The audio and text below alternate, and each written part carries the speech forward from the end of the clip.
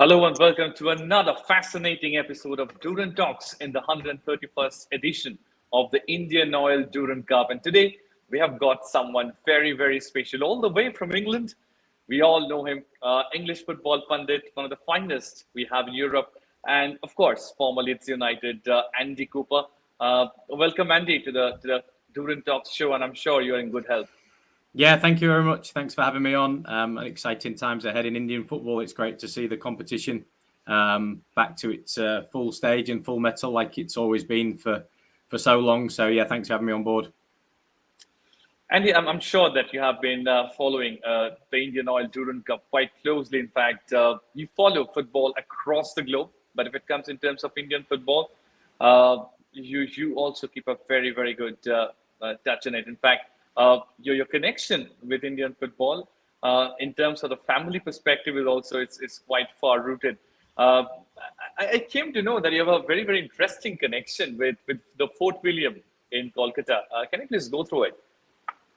Yeah, it's a bit of a bizarre story, but obviously I had my time in India coaching, and I hope that will continue one day. And I really enjoyed my time there. But during recently, my father, he probably won't like me to say this, but he turned 70. And as part of that, a family friend kindly searched his family tree and his background and where his family have come from. And it came up that 6 generations ago, our family was born in Madras originally, and then moved and had children in Bengal, and was married in Fort William. He was a shoemaker in around just over the 1800s, 1812, I think it was.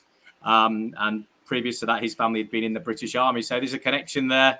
I always knew there was a strange affiliation with going to that great footballing city, but yeah, it was a very random one that came up a few months ago that I found out. So it was I was glad to share it with you the other day.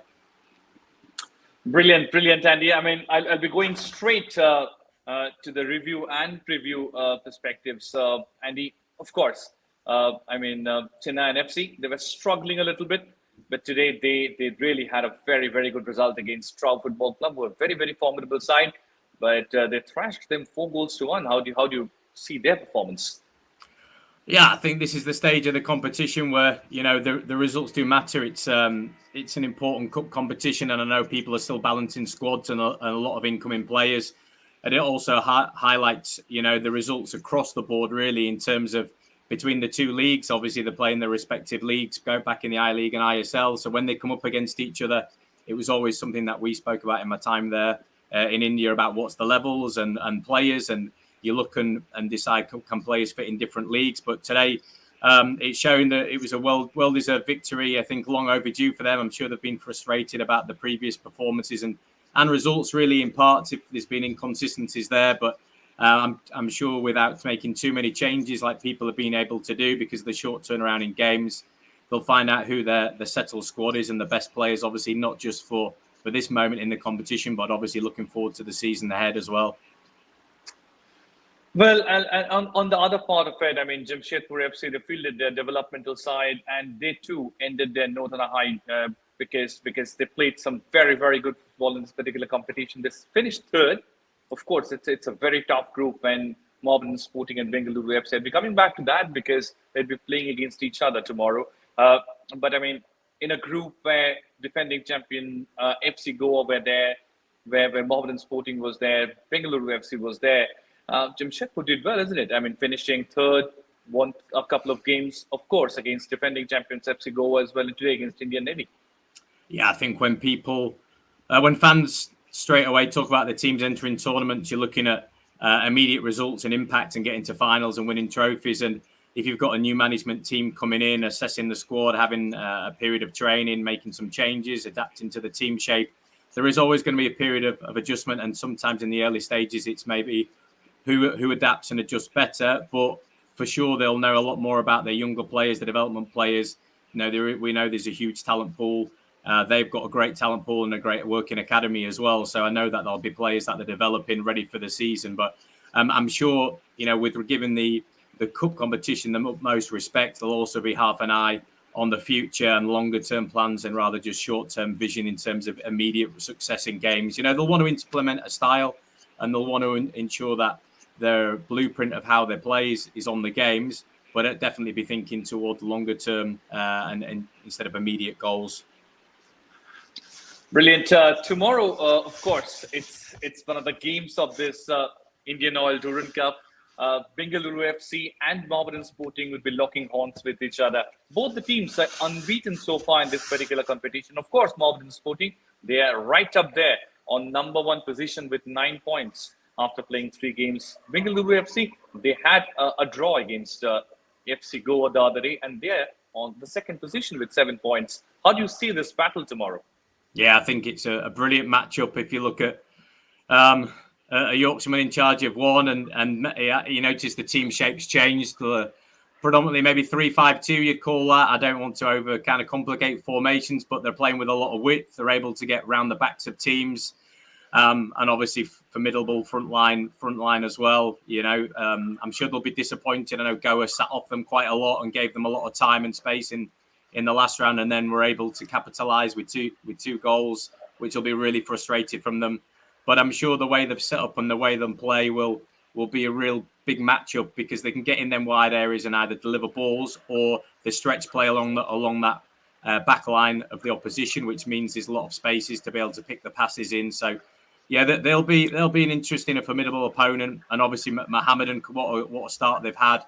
We highlighted them in I-League last season of how well they played and what structure they've set up in that 4-2-3-1, sometimes 4-4-1-1 in how they play. They've got the attacking threat with Marcus Joseph, as you know. Sheikh Faiz is still doing really well. I remember him when I was over there as a player who's transferring his skills game upon game. And obviously the new signing at the back, Diarra, who's marshalling that defence, and obviously can be a threat on set pieces as well when they come up. So it is a fascinating one. I've been really impressed. It's Kimo, if it's the right pronunciation, who plays at centre half as well. I know, I think previously would have been at Sadeva when I was a few years ago back in India, but I know he's made a huge impact. He doesn't always get a lot of plaudits, but he's very tidy in how he plays and he does the basics well. So, they obviously haven't conceded many goals as well. So that's your foundation of a good team to start at the back and then work up the line. But then, they're coming up against a real attacking threat in Bengaluru FC for sure. But if it comes in terms of Bengaluru FC defense, Ibarra, who played his first game the other day against FC Goa, got injured. Do you think, against a team like Mohammedan Sporting, it's a cause of concern for Simon Grayson? Potentially, but I think they're always going to rotate the squad. They've used different wing backs in games. Obviously, the experience they've got in Roy and Chetri, in different areas have been able to balance them off against each other, and they're a massive attacking threat. So I'm sure, it is a concern, but I do think they've got capable bodies in and around. But also at these stages of the season and cup competitions, it gives an opportunity to people to shine. And I think that's what these managers and head coaches will look to do. It's, it can't be all doom and gloom in the camp when a player's, has to limp up injured after only 7 or 8 minutes. You've got to go again. And it might be that somebody really fancies grabbing that shirt and saying, you know what, I know he's a high profile player but let's have a go. It might mean that someone switches position and someone plays from a little bit deeper up in that top line. But I'm sure they're very capable of putting in a performance. And I do think it is, a top kind of fixture and a top pick, which just shows the level that both teams are at in their respective leagues at the moment. Well, in terms of the attacking prowess, Mohammedan Sporting, yes, Marcus Joseph has just scored a single goal in this competition so far. He has been a king if it comes in terms of Indian Oil Durand Cup. He was a golden ball and golden boot winner in 2 successive seasons. Actually, in 2019, he won both. In 2021, he was a highest goal scorer as well. This season, he's playing in his preferred position as a number 10. Scored lesser goals, but creating a lot of chances for his number 9s. On the flip side of it, Sunil Chhetri and Roy Krishna, they're running havoc on the oppositions. Sunil Chhetri is in lethal form as well. I mean, he scored a few amazing goals, especially the other day he scored from a fantastic free kick. How do you see this matchup? I mean, some outstanding forwards. Yeah, ultimately, coaches want to get the best out of players, and if it doesn't suit that Marcus Jones, the stage of the career is at, to lead the line as a number 9 and stretch play and be really up against the centre backs, then it's wise to drop him a bit deeper where we know he can link play, solid with his control. He draws fouls from oppositions. and he can allow people to run off him and get into wider areas. And I think that's what they've done previously really well. He's not going to be huffing and puffing and pressing the back line and staying, the width of the penalty box like he has done previously. But he can definitely draw on his experience, manage his game time, manage his energy, know at the right times when to move, and that experience is priceless. The flip side for Bengaluru is that they've got such an attacking threat, and like we said, they've played with a lot of width to stretch the opponent's back line. So Mohammedan will be stretched across their back four, full width of the pitch if they go with the wing backs. And then it's a case of picking out them little pockets of space in and around the edge of the penalty area where you've got, top class players who are able to not just combine but shoot from distance and pick up balls from wide areas. So definitely a battle in them top areas. They say the games are won in both boxes. I'm not discounting any midfielders who do a lot of legwork, but it is going to be the fact that there's a real big matchup between centre backs and strikers and number 10s as well. Well, the Indian Oil Durand Cup, it always produces some outstanding young talents. In this particular season as well, we have seen a few, and one of them would be playing tomorrow in Mohammedan Sporting colours is Fazlur Rahman. Right from the very first game, he has found the back of the net, isn't it? Yeah, and I think that's what these opportunities do, that they give a chance for players to shine and show. And that's when I said earlier about grabbing the shirt. It's not behind closed doors pre-season friendlies. These are, historic, prestigious football tournaments that have been around for a long, long time. And people know that it's a big stage. It draws, contrasting leagues together. They can really have a good go at each other. And it's a marker not just for players, but for staff and for the clubs as well. They're looking at the recruitment, they're looking at can players do it at this level, at this league. And then a player steps up like that and makes the most of his opportunities and says, look, you know what, I'm going to grab it. I'm going to back up my performances with a short turnaround of games. And I'm going to put myself right out there for selection for the season ahead. So when you get young players, they can get through on adrenaline. They can get through on the fact that nobody knows their game as much. The players we've mentioned before, there'll be a lot of research, a lot of analysis on them and how they play and how to stop the threats. But it's like teams who get promoted in European football. Sometimes they go on an incredible bounce when they first get promoted because people don't know how to deal with them. And that'll be the case with young players. They thrive off energy. They thrive on, obviously, the confidence that the team's getting because they're scoring goals and not conceding. And that snowballs into results and performances. Obviously, what will happen is he'll get tested the later the tournament goes on, and that'll be where, the true test of what's going on instead of these early stages where people are feeling each other are out. But for sure, he hasn't done much wrong so far. Well, if we talk about the two coaches, the two masterminds, of course, Simon Grayson, you must be knowing him pretty well. You were telling me the other day about your association with him as a follower when he was there in Leeds. And of course, you have seen Andre Chandishov in the last season as well. How do you see the two coaches? Totally different style of coaching and totally different mindset as well. I think with Andre, and I know we spoke about it in previously a long time ago now, but if you give someone time and you give someone space to be able to build and coach and get on the grass every day, I know that you can get a good work ethic from people and you can build a structure that's progressive and going forward in how they want to play. They have a set structure. They tweak it now and again with how they want to do things, but he's been able to put his game plan and his philosophy into a club. And it shows that chopping and changing all the time doesn't necessarily mean you get a short-term lift, but not for long-term gain. So in that regard, he's earned the respect of the team. I personally know coaches who I worked with who are working alongside him, which is great, and they say how good he is to be around and what type of educator he is, not just the people, not just the players, but to fellow coaches and domestic coaches as well, which is great. Yeah, and with Simon Grayson, a fellow Yorkshireman, He started his coaching journey at Blackpool. I was a young coach just getting into the professional game, and we were using the same training centre when he was at Blackpool as their manager. So I spent a summer observing his training sessions at distance. He probably didn't see I was there because I was doing my own coaching program as well and doing courses for the federation. But we were on coaching licenses and soccer schools, and I would go across and watch him. I still use one of his finishing sessions to this day with a few tweaks. So I've got a lot of time for what he's done. Obviously, an experienced coach. He's worked at some top clubs, very well respected and regarded. And I think his style of play has been quite clear and evident in what he's done so far. And I'm really pleased that he's made the leap along with other UK-based coaches and British coaches to come over to India. I spoke to a couple of them before they came over about, my experience, and I know other players did, other coaches have done as well. And for people to go out and challenge themselves, not just in terms of on the grass, but also culturally as well, and immerse themselves in what is a fantastic place. And I know from reports I've read, not personal, but the reports I've read so far in terms of working with young players and the current crop of players he has been an absolute delight so far. So I'm really pleased that things seem to be working out, and obviously they seem to be on the up with recent performances. Of course, all the teams have played minimum of 3 games in this particular competition. A lot of teams have played 4 games as well. So far, what has been your perception about the teams who have competed in this particular tournament? There were a lot of upsets for sure, but the big teams, they came back very strongly after the early hiccups.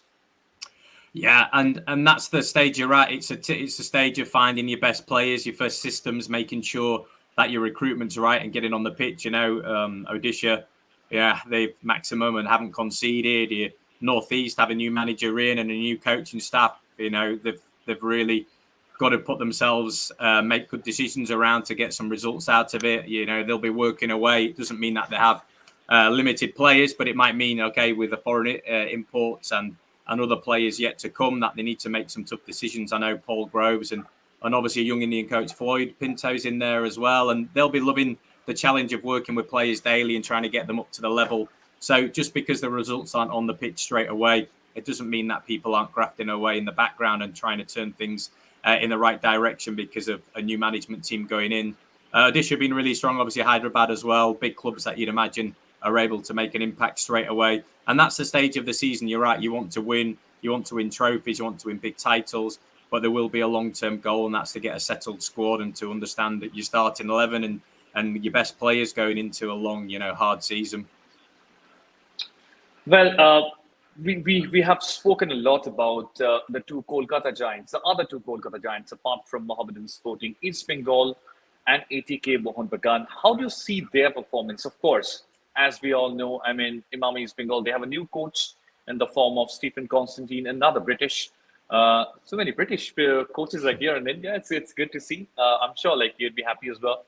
And on the flip side of it, if it comes in terms of ATK Mohun Bagan, they struggled in their initial part of the competition, but they have played some really, really good matches after that, didn't it? Yeah, and it was great to see the derby game back and the atmosphere and around it. I think it's great for everyone concerned with football in the area. Stephen Constantine, obviously someone I know about well. I read a lot about him and his journey into Indian football before I came over there, and was really pleased to hear that he's back in. And obviously, I know from speaking to domestic coaches and players who have been coached by him or coaches that have worked with him, how well respected he is there and how he's able to develop teams, obviously both domestic and the national team as well. So pleasing to see him back in football and get an opportunity. And obviously, ATK Mohun Bagan, like you said, a slower start, but they have a way of playing, they have a style, and it just takes time. Obviously, they've improved recently, and I know there'll be some whisperings about the kind of style of play and the implementation of it in these games, but I don't consider them to be any kind of crisis whatsoever, especially sitting where they are after the 3 games. So they'll come good and they'll be fine, and they've obviously got someone with experience of working over the last few seasons, obviously 2 clubs now, being able to transfer his experience and his knowledge onto the pitch and onto the players. We'll be going towards the end of this particular show. We have a few very, very short questions for us to ask. Of course, we have seen Indian football for the last few years. What has been the striking developments which you have seen so far in Indian football? Definitely physicality and more tactical awareness of players. The development, the advance, and I'm really biased because I work with so many young coaches and good young players in my time that the talent pool is absolutely massive. What has to be harnessed is the opportunity that these young players get to play.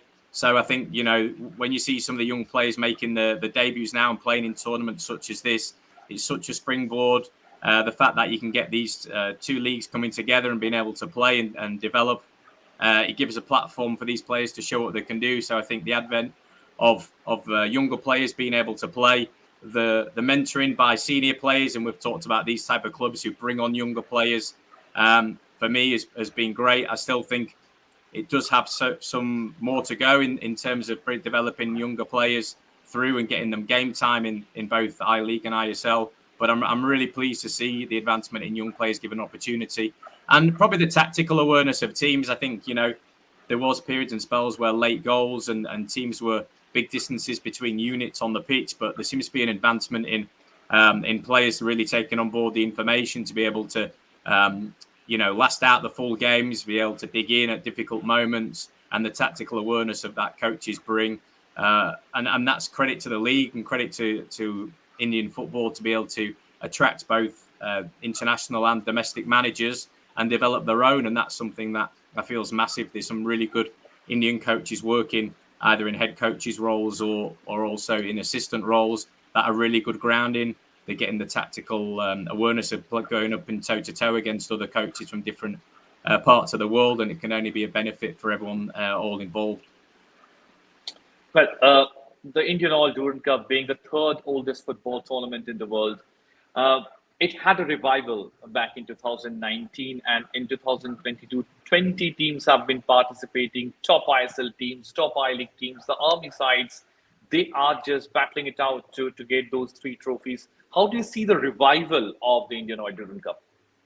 It's a massive part of the footballing calendar, isn't it? And I know I mentioned right at the start that it's not pre-season. It's not going and playing friendlies behind closed doors and giving everyone player minutes. It means something. It has value. It has huge respect by players and staff. So you know that when you're joining a club or you're recruited by a club, that you're going to take it serious and you're going to give opportunities for people to play and show what they can do, because you don't know, you never know where it leads. You've seen some of the younger players on show so far, but also the experienced players who are getting ready to prepare for a season, but they're doing it in the full glaze of stadiums and televised events or streamed games. So it needs to be a fixture. It needs to be a permanent fixture, and it needs to continue to grow and get the exposure that it deserves, because ultimately for the football to keep progressing, you need the best players playing against the best players, the best teams against the best teams, and the best managers up against each other week in, week out. And that's what this trophy and this cup can provide.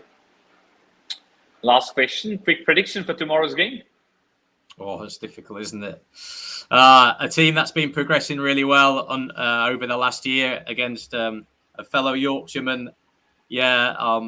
I would like to say a high-scoring draw, but I don't know if I'll get shot down in the comments for being sitting on the fence too much. But I'd like to say a 2-2 draw, which will mean that it's entertaining for the fans, although a little bit nerve-wracking for the coaches, of which obviously I have utmost respect for. Thank you so much, Andy. Always a pleasure talking to you. Some great insights about the game and, of course, about the tournament. Of course, we'll be coming for more shows in the knockout stage, Andy. It's a fascinating game on cards, waiting for all the fans, all the Indian football fans. Of course, the Mohammedan Sporting, the Black and White Fans Brigade, and of course the West Block Blues. They will be also having their support for their respective teams tomorrow in full throttle, as the two giants of Indian football would be locking horns with each other. Thanks for joining us, Andy. Thanks to all the fans who joined us for this great conversation. We'll see you tomorrow in a cracker of a contest. Keep subscribing the Indian Oil Durand Cup YouTube channel and the Facebook page. And of course, keep all the matches on the tip of your fingers by installing the Voot app. You can watch it live on the Voot app. And of course, if you want to watch on television, you can watch it on Sports 18. Good night. Thanks for joining us.